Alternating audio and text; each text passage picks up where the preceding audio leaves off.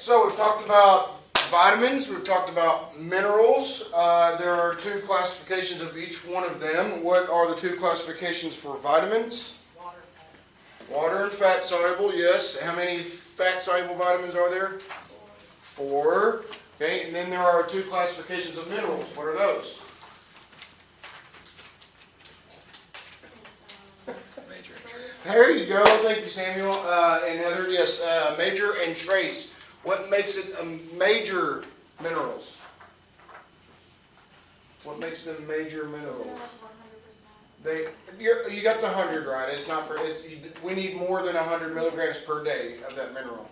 Is iron a major mineral?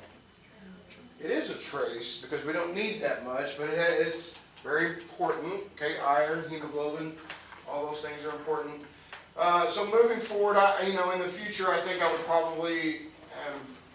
Bridget came up with a really good idea. I don't think that food safety kind of fits into this, but I did not develop the outline of the course. I think that I would change that, and I would probably put a few other things together. But Bridget had come up with maybe doing a quiz over this, separate from vitamins and mineral test.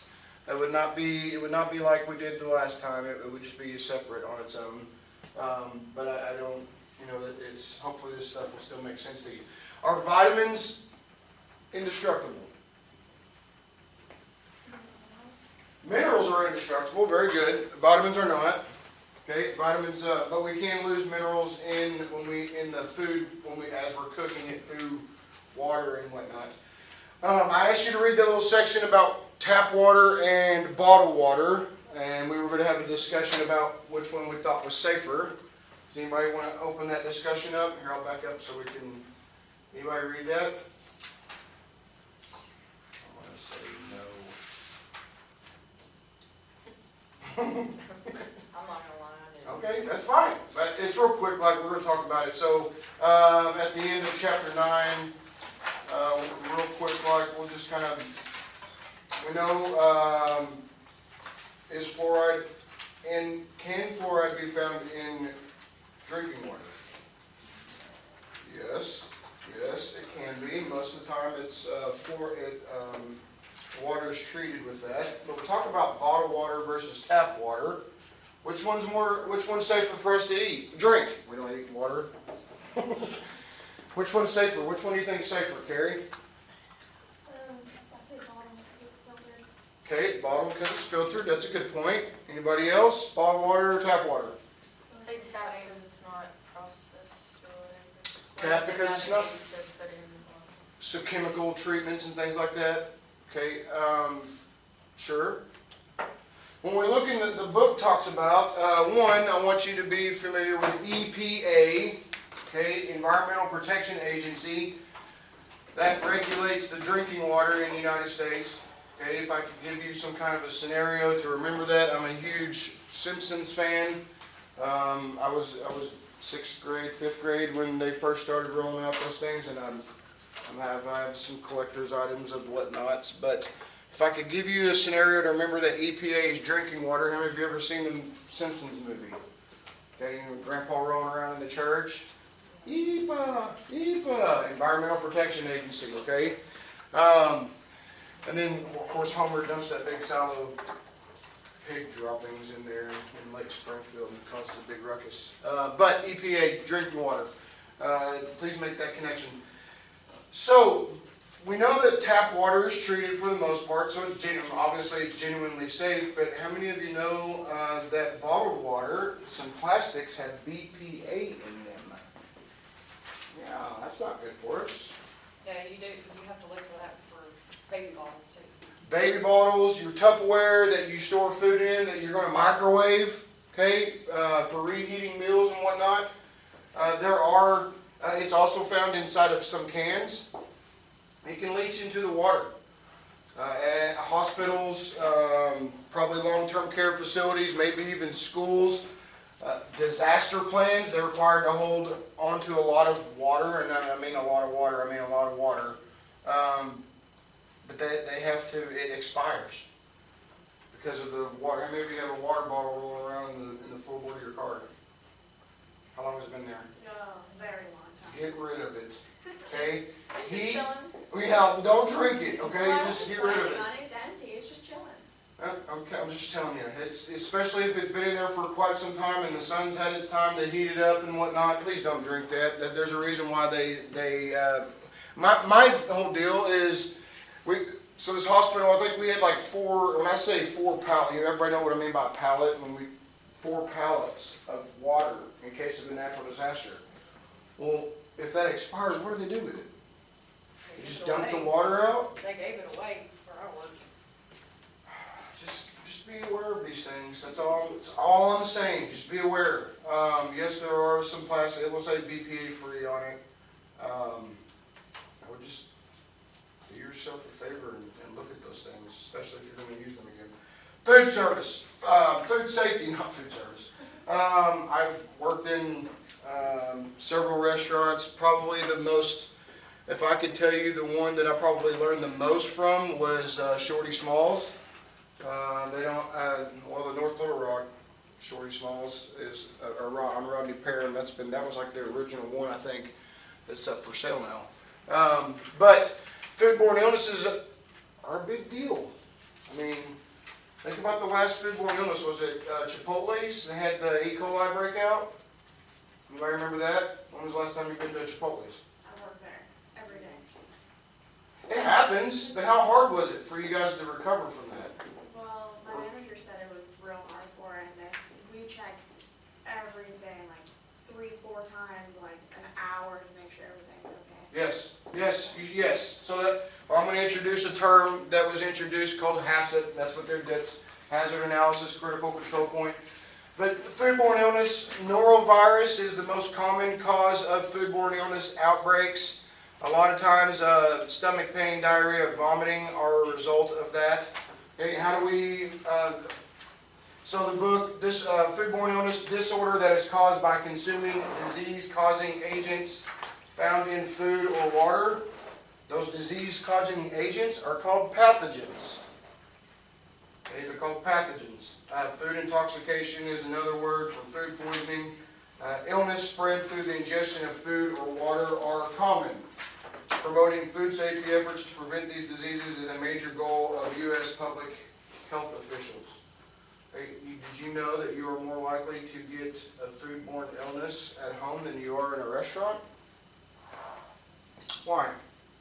Because they have procedures to sanitize their stations. You don't at home? Don't invite me over for dinner. No, I'm just saying they, I swear. and then they have the temperature gauges where they have to make sure everything is at a certain temp before they can even put it up. Yes, they record those. In the event that there is an illness, that's what those records do. Healthcare, it's amplified. Okay, in healthcare, it's amplified. We're constantly monitoring temperatures. We're constantly checking the temperatures and recording them. Especially in the healthcare field, if it wasn't recorded, it didn't happen. Okay, so we monitor those things to reduce the chances of pathogens growing in food. The USDA, here, the connection here, at USDA, U.S. Department of Agriculture, monitors the production of produce and foods in the United States. The FDA monitors the transport across state lines. Okay, FDA monitors that. And so how do they do that? That hazard analysis critical control point. I'm a dietary manager instructor as well here at UACCM, and we talk a lot about that. We talk about patient safety. Not only do we have patient safety with medications and procedures, but also with the kinds of foods that we serve. Okay, we definitely want to monitor in food production. Allergies is a high priority, making sure that we're serving safe food. Again, the FDA monitors the transportation across state lines. EPA oversees the quality of drinking water. That's the protection 12.2. Local health departments, they come in and inspect restaurants, grocery stores, dairy farms, local food processing companies. Food trucks are not immune to that. They still have to be inspected. Okay. I told you, I don't, how many of you watch blogs of people cooking? How many times do you ever see them wearing gloves? How many times do they talk about washing their hands after they touch raw proteins? In my experience, very rare. Okay, how many of you ever read the book Lord of the Flies? Watch the movie? How did those kids die? A lot of things, but wasn't it like, it's been a long time, it was a disease. Close. It was a foodborne illness. Yeah, I can't quite remember, it's been a couple of years. So if you've never read the book or watched the movie, it is pretty good. It's one of the ones I remember quite a bit as a child. But Didn't they also kill each other? they were fighting against each other. I remember them dropping a big boulder Yeah, on I some remember that. chubby kid or whatever. But they all died because they hunted down a pig, and then when they went to eat it, they didn't cook it very well. It's a parasite. Okay, parasites need a host to live in. Trichinosis. It's a worm. It's a spiral bacterial worm. What bacteria is associated with chicken?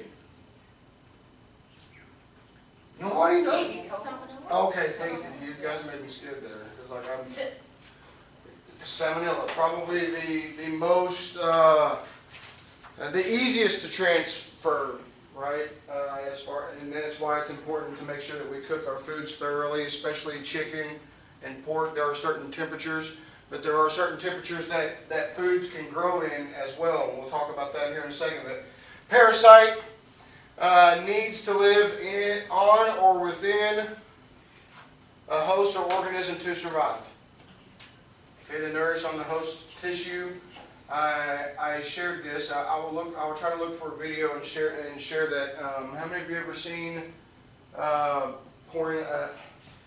It's either Coke or root beer, but it has to be a pork chop, like it has to have a bone in it. But if you pour that on there, they're dead, but it will force those worms to come up out of the meat.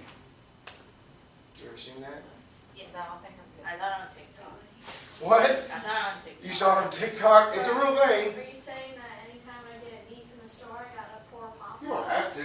They're dead. I mean, you're going to cook that to a temperature that's going to be safe for you to eat, hopefully. Well, yes, hopefully. Yeah, but I don't think Myron just carries a meat thermometer wherever she goes, unless it's like turkey. why not? I mean, not everywhere you go, but at a restaurant, we go there because Well, yeah. we know what we're going to get and we assume that it's going to be safe to eat. Yeah. But how many of you know that here in Arkansas you don't have to wear gloves as long as you're cooking the food first? So if it's a ready-to-eat food, you have to wear a glove. Salad, I'm grabbing in and putting something that's already cooked, putting a handful of French fries or whatnot. They try to use tongs, but if you're cooking food, let's say it's a burger or a chicken breast, well, hopefully they're using tongs for the chicken breast, but a burger, they do not have to wear gloves to put that on the grill because they're cooking it. Yeah, we always put gloves on. Good. No matter Yeah. what. Should. Even on the line for Chipotle, always have gloves and masks. So I will share a little experience with you, probably.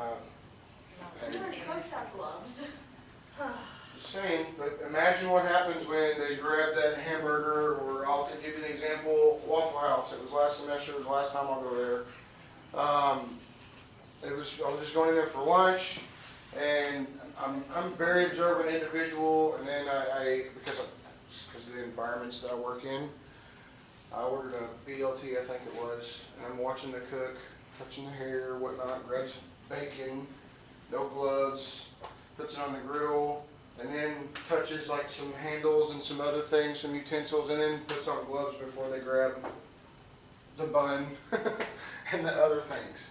I didn't say anything. It was still an O. It was a BLT. How do you mess that up? Apparently, very easy. Well, only because it wasn't because the food was wrong. Okay, but I mean, think about those. We are 75% more likely to get sick from eating at home. Think about your refrigerator. Storage, we talk about temperatures. That's why your refrigerator should be 34, 30, 33, 34. Shouldn't be freezing in the refrigerator. 34, 35 degrees to about 40, 41. Okay, that's where we keep cold foods. It's where those things should temp all the time, especially if you're about to consume them or use them. But storage is also, how many of you cook at home a lot? Okay, where do you guys eat at? 3 of you? Only 3 of you cook at home? I mean, I cook at home, but not. I do, but I don't very often. Okay. But there's a reason why. So think about your refrigerator. You open the door, a couple of shelves, and then what's on the bottom? The drawers. The drawers, the crispers. What do you put in those? I don't wanna know. I put cheese, vegetables. Dairy products. Okay, and you have a shelf on the lower bottom. What do you usually put on that? That's like the colder temp down there. It's probably like the fruits. Right above the drawers. Oh, right above the drawers? Depends on Whatever how fits. your space. Whatever fits. Like the milk. What about milk? Okay, yeah, probably on the. I do too. On the lower one. Do we put raw meats down there when we're thawing them out? No, Where do you put them? On the top shelf? you don't put them in the fridge because then it'll just seep in early. Could.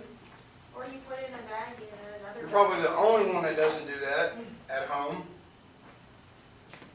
So, I mean, so a lot of people, I was sharing this with the other sections yesterday, a lot of them, one of them shared that they keep it frozen until they're ready to use it, and then they just set it out on the counter. And that's not ideal either.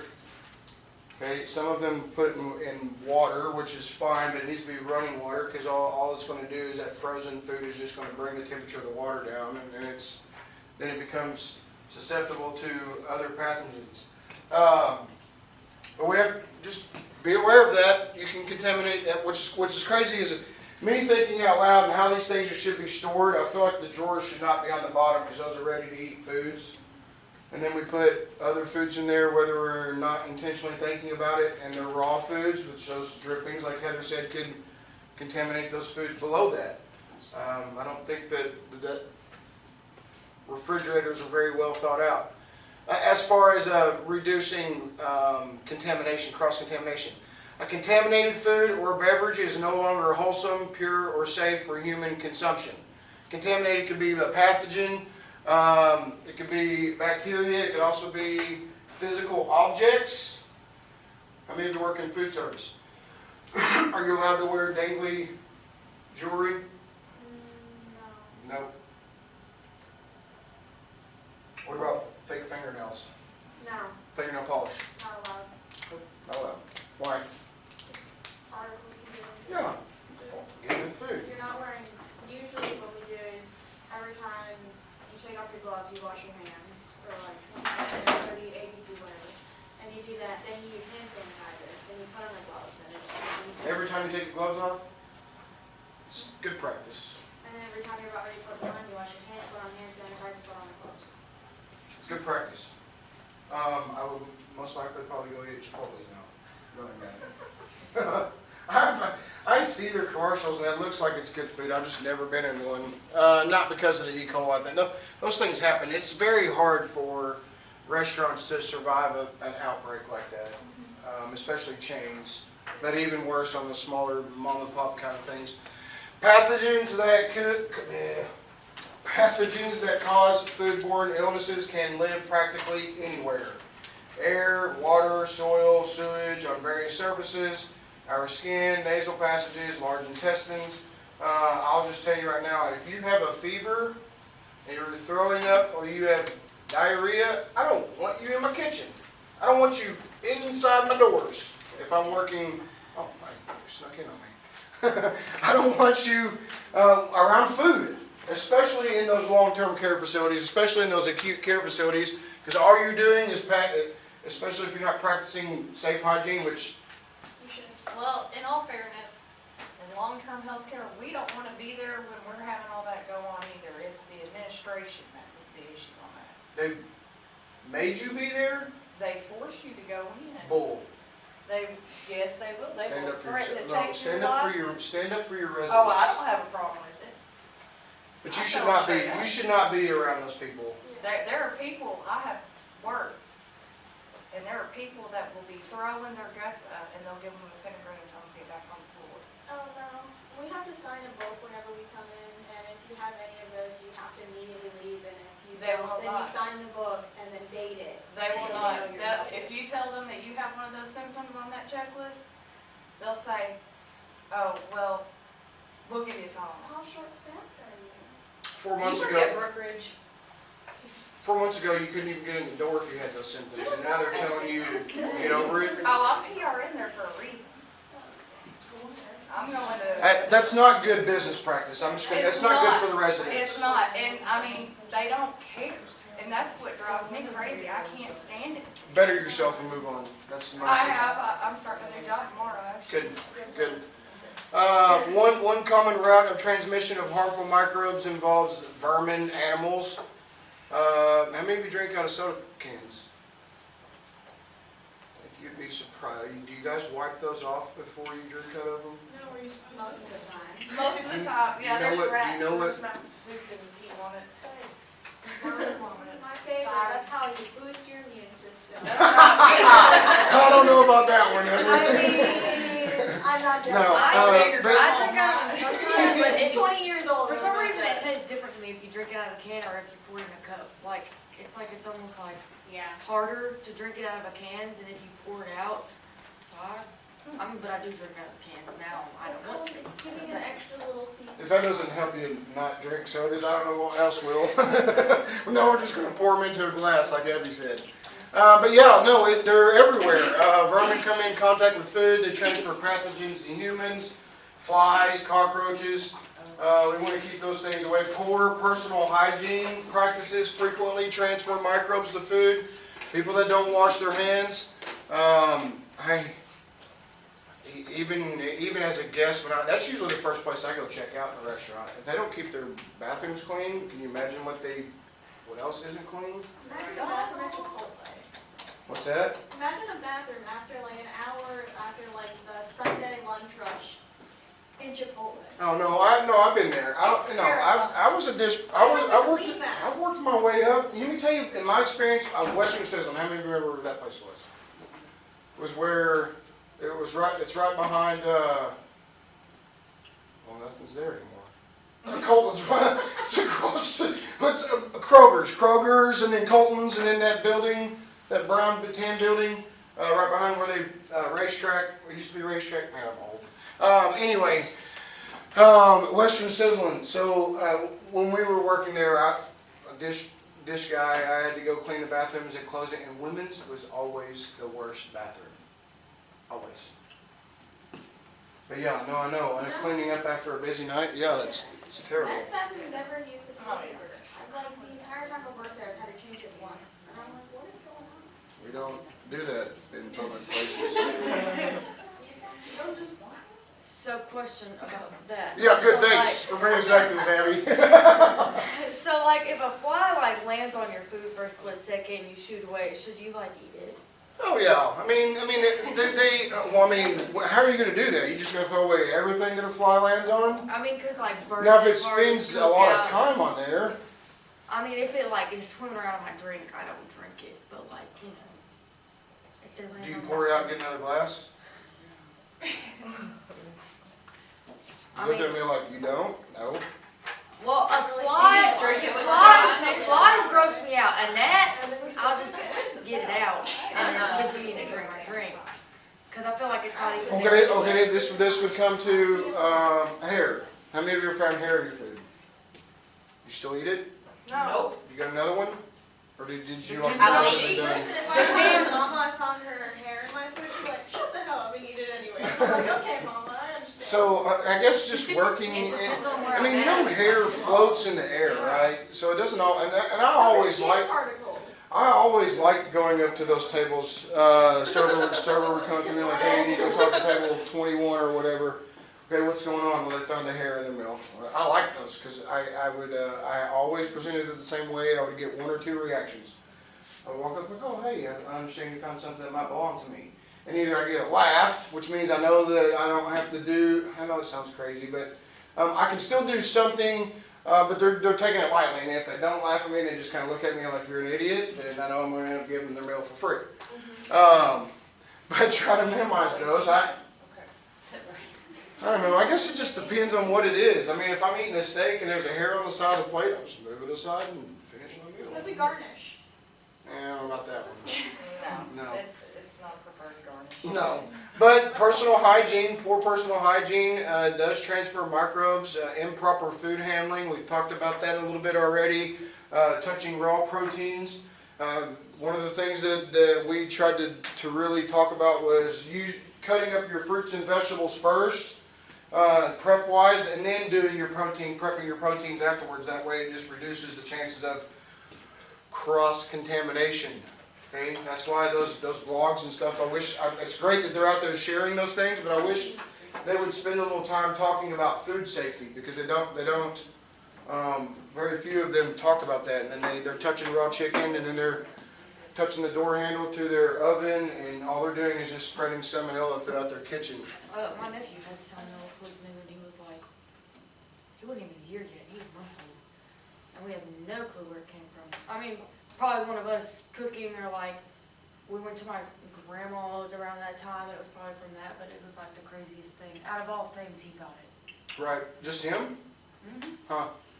Yeah, I mean, it's just microbes hanging out waiting to, Is Wait, it like chicken and has to be like 165, 170, and steak has to be like at least 140? steak's a little forgiving. Is it like 145, 150? Depends on how you want it. If you eat it medium rare, probably Or not. rare. That's like 135. That's how I eat it. Y'all are excited. Look how soft. What, you want me to bring some steak and eggs next time? No, you don't. No, it's gotta be done.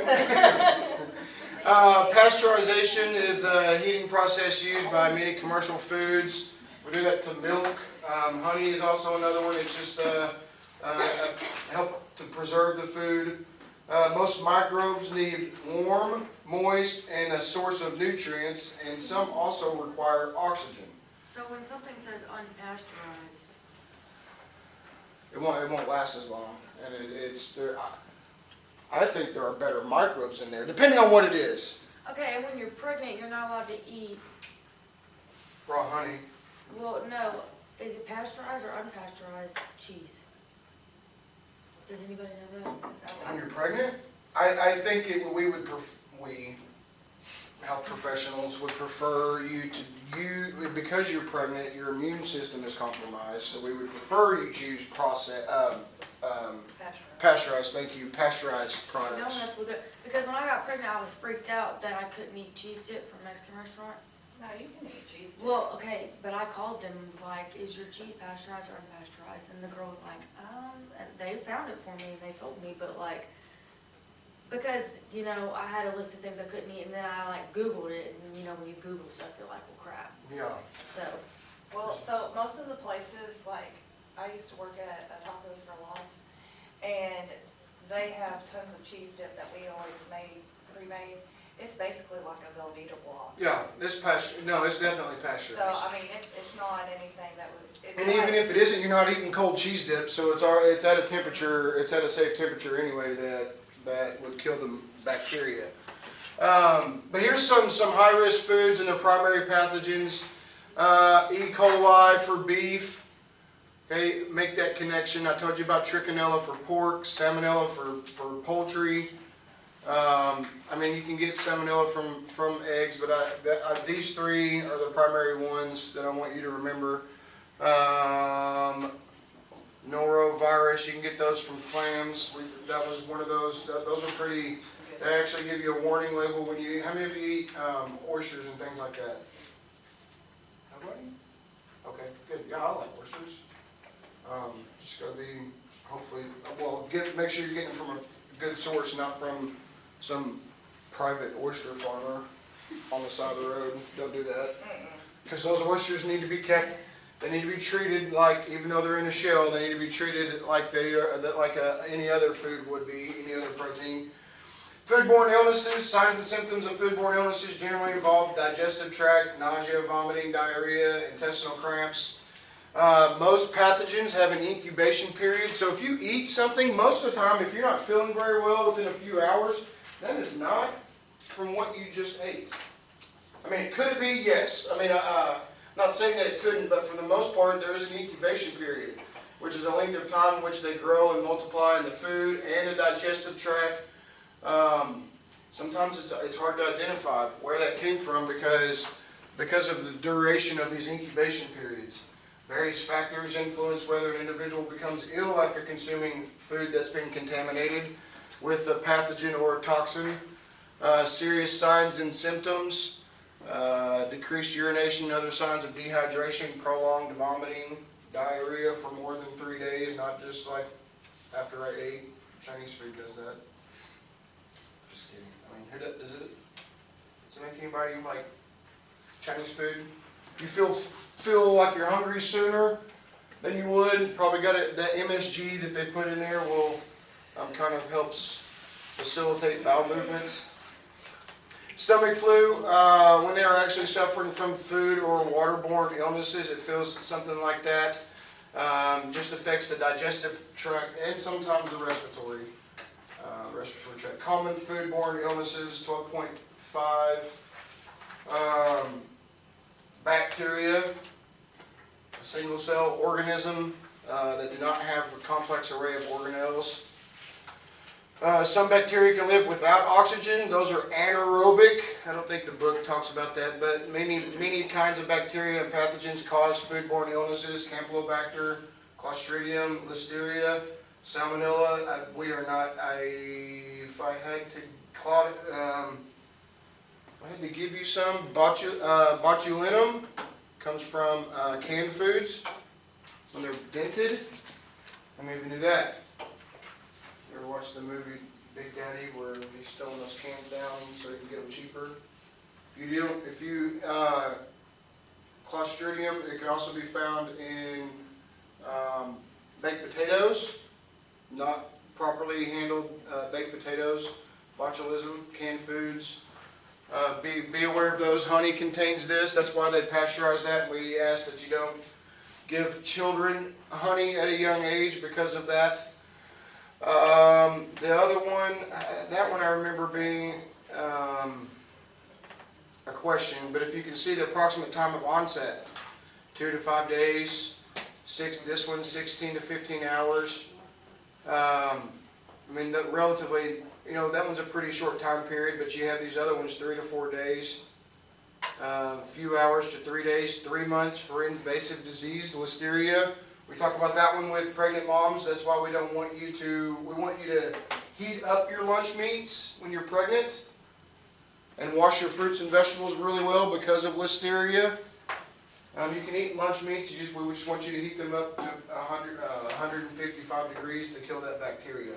I'll give you some specifics on those things, but definitely Salmonella, no Listerium, and Clostridium. I'll double check with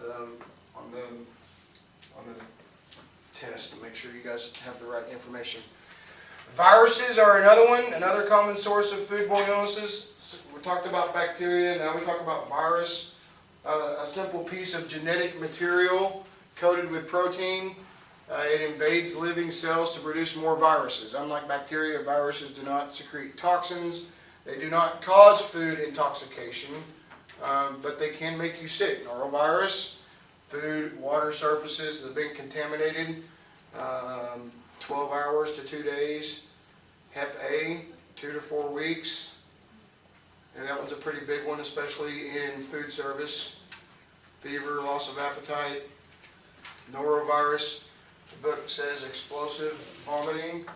I don't know about you guys, but if it's explosive or vomiting at all, it doesn't feel very good. Okay. Bacteria, viruses, fungi is another one. Molds, yeast, mushrooms, simple forms of life that live on dead or decaying organic matter. Other fungi are responsible for spoiling food, such as bread molds, penicillin. Okay, we also use molds they can be good for you. They can cause severe illness and death, but I think I've mentioned like eating wild mushrooms. Have we talked about morels? You guys do morel hunting? Anybody in here? Oh, everybody I went to school with does it. Does what? Morel, mushroom hunting, mushroom. You told us about it. Yeah. I have fond memories of doing that. They're very good to eat. But just be aware of what you're picking out there. But we also use mold to blue cheese, especially in cheeses and stuff, if you like those. Protozoa and parasitic worms, certain types of worms such as trichinella.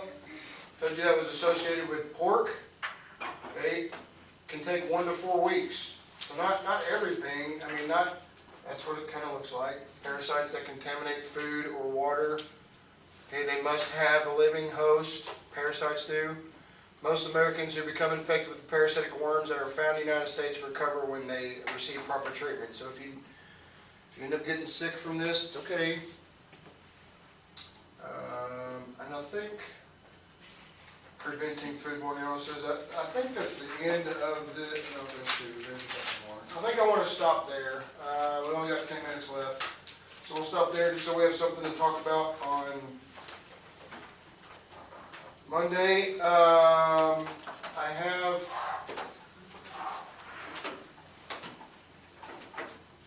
toxoplasma highlighted.